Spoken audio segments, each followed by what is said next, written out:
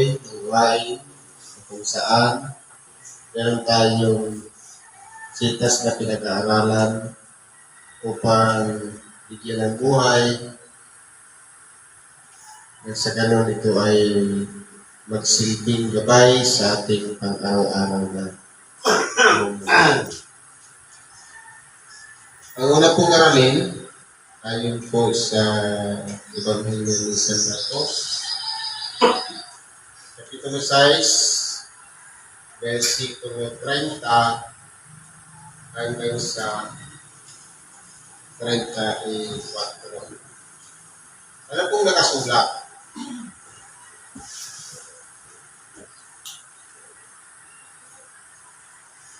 Sabi po dito, ganito.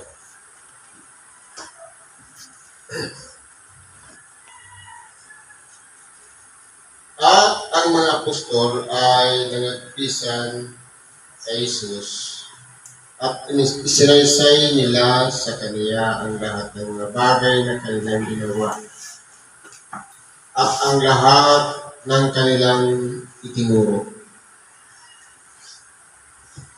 Sinabi niya sa kanila, magsiparito kayo ng bukod sa isang dakong ilaw at magpahinga kayo ng kaunti. Sapagkat marami ang nagkaparito at sila'y hindi man lamang mga kapanahon na magsikain. Kung mapapansin po natin dito, dahil po sa dami ng mga tao na nakapaligid sa ating dakilang Panginoon, nagkaroon po ng habag ang ating dakilang Panginoon sa mga taong nakikita niya.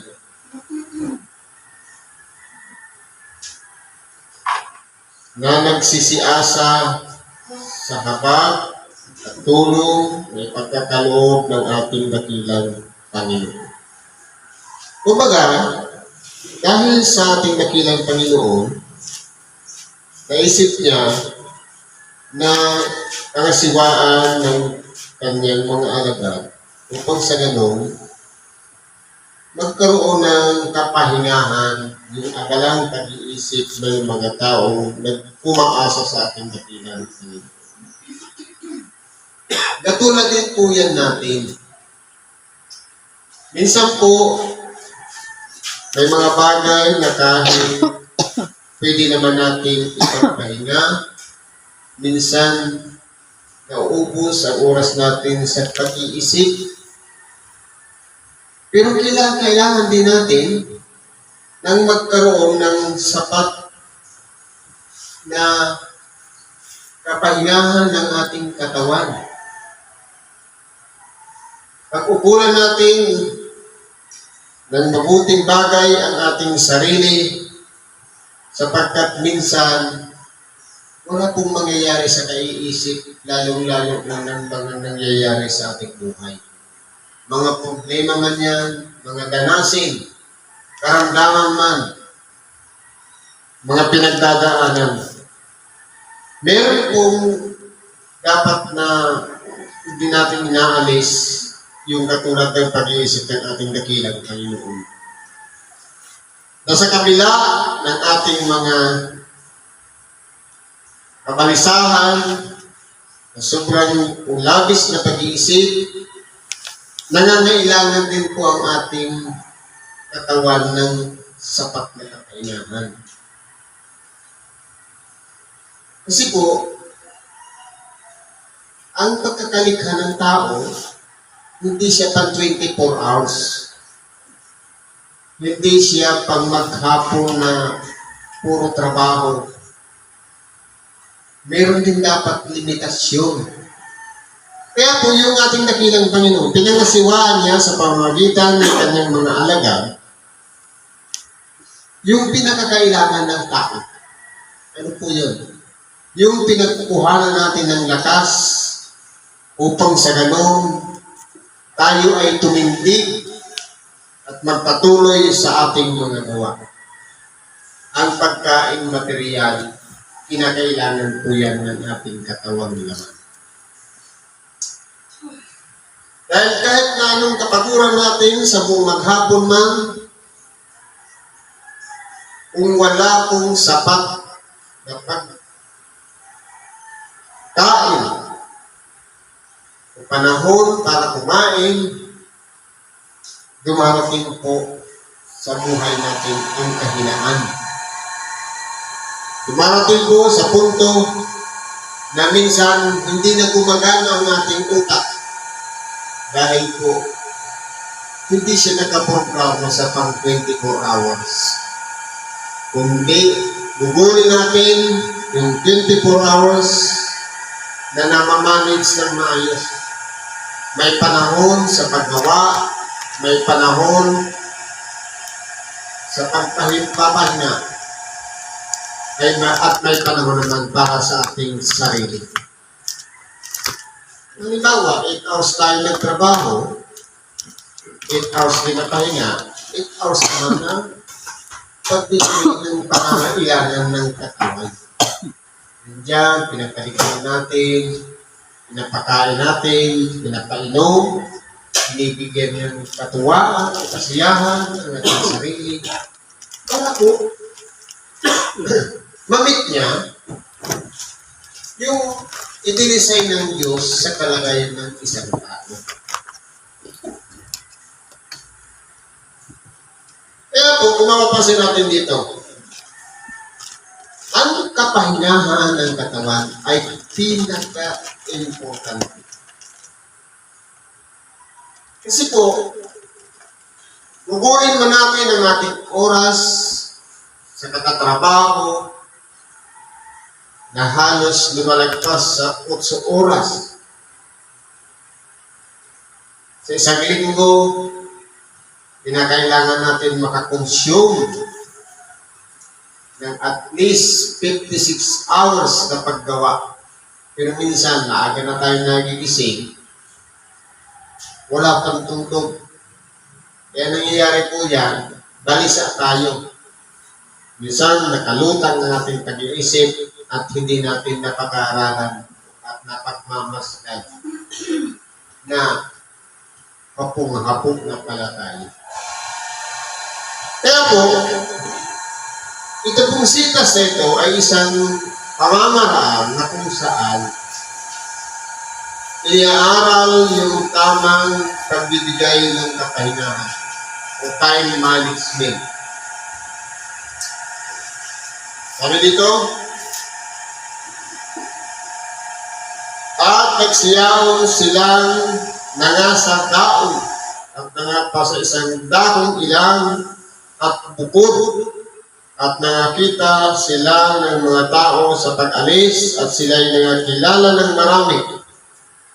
At parang nagsisitakbo na nagsisiparoon doon mula sa lahat ng mga bayan at mga unang nagsirating pa kaysa kanila. Kaya kung mapapansin natin, dahil nga ang tao ay mayroong pangangailangan, hinahanap-hanap nila ang ating nakilang Panginoon. Minsan, mas mabilis pa silang maglakad para lamang mauna doon kung saan paroroon ang ating dakilang Panginoon. Ganun po ang kalagayan ng tao. Na kahit tayo man, kinakailangan natin ang pagkalinga ng ating dakilang Panginoon. Minsan nga, atas tayo mag-isip, gumagawa tayo ng paraan upang makalapit sa ating dakilang Panginoon. Pero kung mapapansin natin, yung mga tao dito sa aralin, pusigido po sila. Dahil alam nila at sa mga nangyayari sa palibot nila, kapag lumalapit ang tao sa ating dakilang Panginoon, nagkakaroon po ng kapahingahan ang kanilang mga kaluluwa. Kasi po, ang ibinibigay ng ating dakilang Panginoon, dalawang bagay. Parehas pagkain. Sa mga tao na napapagod, binibigay niya ang pagkain material. pinagpapala ang isang bagay para dumami at maibigay sa nangangailangan at meron pa siyang importanteng binibigay. Ang pagkain espiritual sa makatuwid bagay. Ang salita ng Diyos ay isang pinaka-importante din kailangan na hindi mawala sa buhay ng isang tao. Kaya binibigay ng ating dakilang Panginoon, pagkain material, maalala natin yung 5 tinapay at 2 isda, ibigay niya pinagpala. At ibinigay, at halos sa lalaki pala 5,000 ang nangabusog dahil sa pagpapala na ipinagkaloob ng Diyos sa pagkain kailangan ng kanilang nakawa. Masigit pa, yung mga aral na tinuro ng ating dakilang Panginoon sa makatuwid pa kayong salita ng Diyos na nagbibigay naman ng kalakasan hindi sa katawan, kundi sa pinaka-importanteng buhay dito sa Lauris na walang iba. Ang maging matibay tayo, lumakas ang ating pananalig, at pagsunod sa kalooban ng ating dakilang Panginoon na walang iba, ang pagkain mas espiritual na ito'y nagbibigay sa atin ng kalakasan upang gaano kabigat ang ating mga danasin, ang ating mga pasan na mga problema na pinagdadaanan sa araw na ito at sa mga susunod ng araw. Handa tayong pagtiisan na makatagal tayo dahil lamang sa pagsunod sa kalooban ng Diyos. Anong sinasabi sa banal na kasulatan? Umaalala natin yung tuksohin ng Diyos, ang ating dakilang Panginoon, ng Diablo. Anong sabi niya? Sa pamamaraan ng pagtukso. Kung ikaw nga ang anak ng Diyos, gawin mong tinapay ang mga batong ito. Pero ang sagot ng ating dakilang Panginoon, nasusulat, hindi lamang sa tinapay ng buhay ng tao, kundi sa bawat salitang lumalabas sa bibig ng Diyos. Ibig sabihin, ang ikinabubuhay ng tao, hindi lamang purong material na pagkain na nagbibigay ng kalakasan sa oras na ito'y ipasok natin sa ating bibig, nguyain at lunukin yung sustansyang napapakinabangan natin sa mga pagkain material. Ito po ang tumutulong sa lahat na pangangailangan ng sustansya ng ating katawan.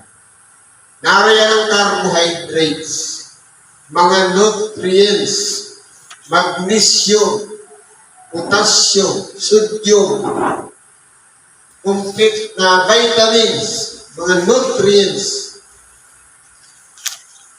calcium, at kung ano-ano pa. Sangkap yan sa pagkain na kinakain natin na iba-iba ang lasa. Merong matamis, maanghang, mapait, maasim, mapakla. Lahat yan kailangan ng ating katawan.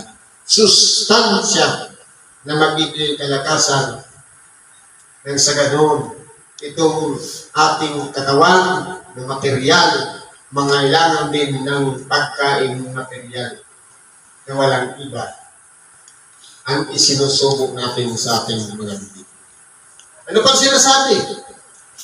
Pag sinabing hindi lang sa tinapay ng buhay ang tao, kundi sa mga salitang lumalabas sa bibig ng Diyos, kinakailangan pala natin na suportahan ng pagkain espiritual. Walang iba ang tinapay ng buhay o salita ng Diyos na makapagbibigay naman ng kalakasan upang sa ganun magpatuloy tayo sa mga hamon ng buhay dito sa ibabaw ng sanyo. Kaya kung mapapansin natin dito, sa araw na ito, ang mga tao parok pa rito.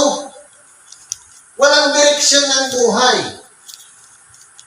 Dahil sikat ang ating dakilang Panginoon at napapakinabangan nila yung mga pagkakalog ng pagkain material at spiritual, walang iba, ang salita ng Diyos, walang direksyon ang kanilang buhay. Basta makita lang nila ang ating dakilang Panginoon. Kahit hindi na sila umuwi sa kanilang tahanan, nag-aabang sila sa ating dakilang Panginoon, nalilipasan na sila ng gutom. Kulang na sa pahinga. Ang importante po dito, mapaglaanan natin yung kakulangan o pinaka-importanting dapat napunuan sa ating pangangailangan, walang iba. Na itong kalagayan natin bilang isang tao, nangangailangan po siya ng kapahinga. Kasi nga po, meron din pangangailangan ng ating katawan. Na importanteng ibinibigay natin sa bawat isa sa atin ang kapahinga na yan. Sapagkat kung tayo man po ay nadadala na sa mga eksena, mga problema, mga danasin, karamdaman man, o pagdurusa dito sa ibabaw ng sanlibutan, kung hindi po na-organize o na-program ang ating utak nang sa ganung pahalagahan natin ang ating buhay. Sapagkat kung kailan natutulog ang ating katawang laban at pinagkakaluban natin ng kakayahan, doon naman po nagtatrabaho yung mga sangkap na panloob ng ating katawang laban. Kasi po, halimbawa, pagka-araw, makain tayo. Maga, tanghali, gabi. Nabubuo ba natin yan na parehas sulit na sulit ang pakinabang ng ating katawan sa mga sustansya? Kapag tuog tayo, yung ating milyones na mga cell, pinakakain po siya ng mga sustansya na buhat doon sa inimbak na napunta sa ating mga atay. Nagre-regenerate po siya. Nabubusog ang ating mga silula sa pamamagitan ng pag-supply na pinapaikot sa dugo habang tulog tayo. Kaya kung wala po tayong tulog, para pakiramdam natin, nakalutang. Hindi po naka-regenerate ang mga silula sa buong nating katawan. Ano ba ang mga nagiging epekto kapag napapakain po ang ating mga cell sa ating katawan? Walang iba. Nandiyan na yung inilalabas siya naman yung tinatawag na free radicals o basura. Kasi siyempre, pag may mga cell, pag kumakain sila, ina-absorb nila yung mga sustansya, siyempre, maglalabas din yan ng mga free radicals o yung basura na dapat ilabas naman sa ating katawan. Ito na yung tinatawag na detoxification process. Kaya minsan, naiihip tayo ng ating gabi, minsan, naluluhan tayo, nagmumuta, at kung ano at pinagpapawisan, kung ano pa lumalabas sa ating katawan. Lahat ng yan ay epekto ng pagsasaayos ng ating mga silula. Kaya kinakailangan natin ang pahinga. Kaya mapapasin natin dito, yung mga taong nakapaligid sa ating dakilang Panginoon, ang ating dakilang Panginoon po pang sa mundo, ang gabi. Yung kanyang mga alagad may pahinga. Pero yung mga tao na umaasa sa 12 alagad sa ating dakilang Panginoon, nandoon palaging nag-aabang. Kung wala ng panahon para sa kanila ang magpahinga at umuwi sa kanilang mga tahanan. Kasi hindi po sila nagagayad ng maayos. Kaya kinakailangan natin matutunan dito, yung turo niya na walang iba, dapat systematic po ang ating pang-araw-araw na gawain habang tayo'y nabubuhay dito sa ibabaw ng sanlibutan. Sabi dito, at lumabas siya, nakita ang lubang maraming tao at nahabag siya sa kanila sapagkat sila ay gaya ng mga tupa na walang pastor at siya ay nagpasimulang tinuruan sila ng maraming mga bagay. Ngayon, kung mapapansin natin, ano kaya ang magiging kalagayan ng tupa o mga tupa ng walang pastor? Ano kaya ang mangyayari sa isang grupo ng kongregasyon na walang nangangasiwa? Kaya kinakailangan, mayroong isang pastor na tagapangasiwa na yun po ang magbibigay ng direksyon nang sa ganon, mayroong pagbabatayan ng mga tupa na dapat nilang sundin. Halimbawa, ano kaya mangyayari kung wala tayong programa ng panalangin? Wala tayong programa sa Bible study. Wala tayong programa sa pagtutulong sa may karamdaman. Ano kaya mangyayari? Rambong-rambong siguro. Pag may dumating na pasyente, kung hindi organize ang ating programa, ang mangyayari po niya, siguro pagdating, wala na panalangin, gamutan agad.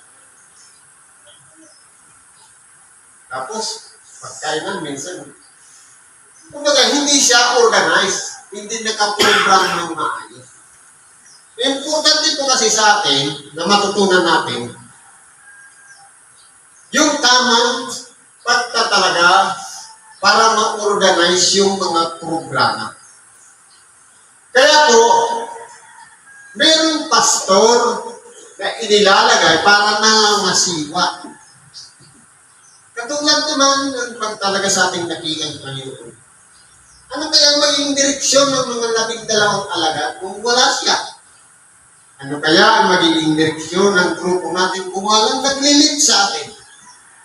Siguro ang gulo-gulo natin. Marahil siguro may nagsasalita dito lahat ng konfliktuhan kasi hindi po siya organized. Kaya importante po na mayroong nangangasiwa, mayroong pastor para yung programa na isa sa ayos. Katulad ngayon, may organize tayo, may nagsasalita dito sa unahan at kayo naman nakaupo, nadama at pinapakinggan ang salita ng Diyos. Yan po yung tinatawag na organized na program. Ganun po ang tupa na mayroong nangangasiwang pastor. Ganun po ang tinuro ng ating dakilang Panginoon. Kaya po, importante sa atin ang disiplina. Importante sa atin ang pagsunod. At importante din sa atin ang magawa natin ang kalooban ng Diyos. Kasi lahat tayo may pangangailangan. Lahat tayo may idinadalangin na isinasamot natin sa Diyos. Siguro kung hindi makikita sa atin ang tunay na pagkakaisa at pagkaayusan sa ating programa na ginagawa sa bawat gawain, marahil hindi natin makakamtan anuman ang dalangin o hinihingi natin sa Diyos na ipagkaloob sa atin, magigipong kulang sapagkat tayo na ay hindi sumusunod. Kaya po, ang pagsunod ay isang bagay na pinakasusi upang sa ganun maging organisado ang isang grupo. Katulad ng isang grupo ng mga tupa na mayroong nangangasiwang pastor. Kasi kung mapapansin natin, yung mga tao doon ng mga Israelita, habang ang naroon ng mga eskriba, Pariseo, may mga paksyon-paksyon sila. Hindi sila nakakasundo dahil meron silang mga kanya-kanyang sinusunod. Pero nung dumating ang ating dakilang Panginoon, na isaayos niya po. Ang una niyang ginawa, at talaga sa 12 alagad. Na mangangasiwa sa kanya. Yung 12 alagad naman ay pinangasiwaan ng ating dakilang Panginoon. Katulad din po natin. Mayroong nangangasiwa, kapatlayaan, Pinangasiwaan ng pamunuan at ang pamunuan naman ang nangangasiwa sa bawat isa sa ating member o tupa na nagpapasakop sa ating kongregasyon. Yan po ang kahalagahan ng pagsunod at pagkakaroon ng isang mabuting ugnayan mula sa pastor papunta sa mga tupa. Siguro po, nandito na lang ang pagkibagi natin sa Diyos. Salamat sa Diyos. Bagamat po mga aramid, maiiksik siya. Pero, detalyado po siya. Kasi po, kapag ang Espiritu Santo ang nangunguna, maliit yan. Isang word lang, lawak niya po ang explanation niya once may guide ng Holy Spirit. Salamat po sa Diyos at ang mga natin kailangan, pagkatiwala natin sa Diyos. Sa ngalan ni Kristo Jesus, salamat at papagpalang hapon sa bawat isa.